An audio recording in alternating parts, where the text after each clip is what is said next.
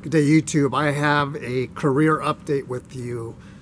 I have about maybe 4.5 months left on my current contract.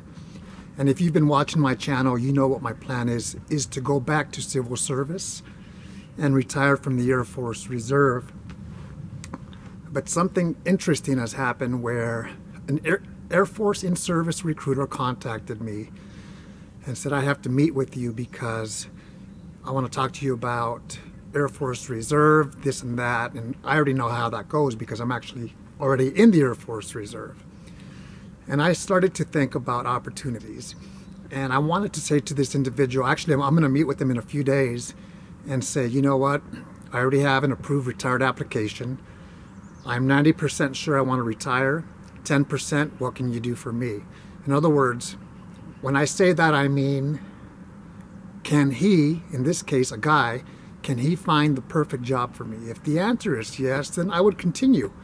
And there are some things that I would have to say, what do I want? Is it has to be a great job, something that I'm going to enjoy, and it has to be for the next pay grade, which would be Lieutenant Colonel, because I've been a major for 6 years already, and it's time for me to progress if I'm going to stay in. My friends that I came in with when I commissioned, they're all Lieutenant Colonels now, except for me. So that's the first thing. But then I started to think, and let me go back in one step. As a civil service employee, I am a GS-11. That's my pay grade. I was that for 8.5 years. It's time for me to progress as well.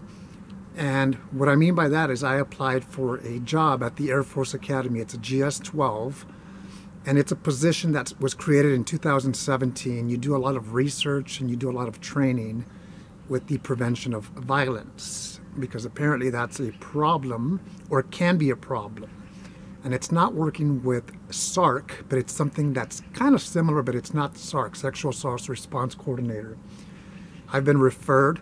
We will see what happens with that. If they give me an interview opportunity, then it's up to me to make or break.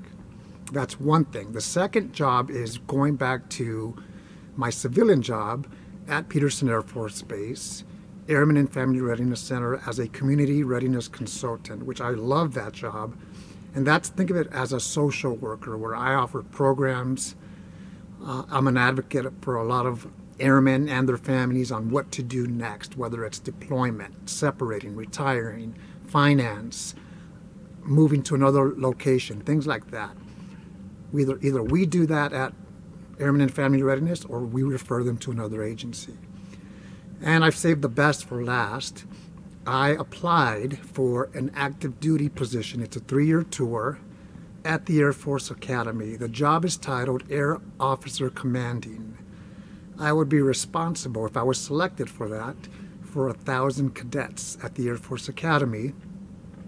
It would be a 3-year tour.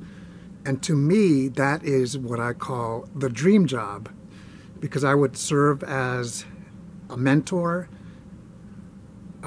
teach the cadets a lot of the things that maybe they don't have experience with. We know at the Air Force Academy that they're there for a reason. It's because they're smart, but they don't have that experience also. So it would be something that I would teach them, mentoring, teamwork, things like that. I applied for that. If I get an opportunity to interview, again, it would be make or break. All I know is that in 4.5 months, I will be in a different location. I will be back in Colorado Springs, not at Buckley Air Force Base where I currently work. And I'll be home every single night, and I'm excited about that. We shall see what happens. I will keep you posted. And what's interesting is that the video that I made last week was the right Air Force job for you, me included, because I'm looking for the right Air Force job, and I will definitely continue serving in uniform if I can find something that I want. And if the answer is no, in the next 4.5 months, then I will retire and focus on my civilian career. We'll see what happens. I'll keep you posted. Have a great day. One thing I forgot to mention is whatever happens, whatever opportunity I take, or whatever opportunity I'm afforded, I will make the most of it, and I hope you do yourself with any opportunities in life that you get, whether it's personal, whether it's professional, whether it's for fun, or whether it's for your career.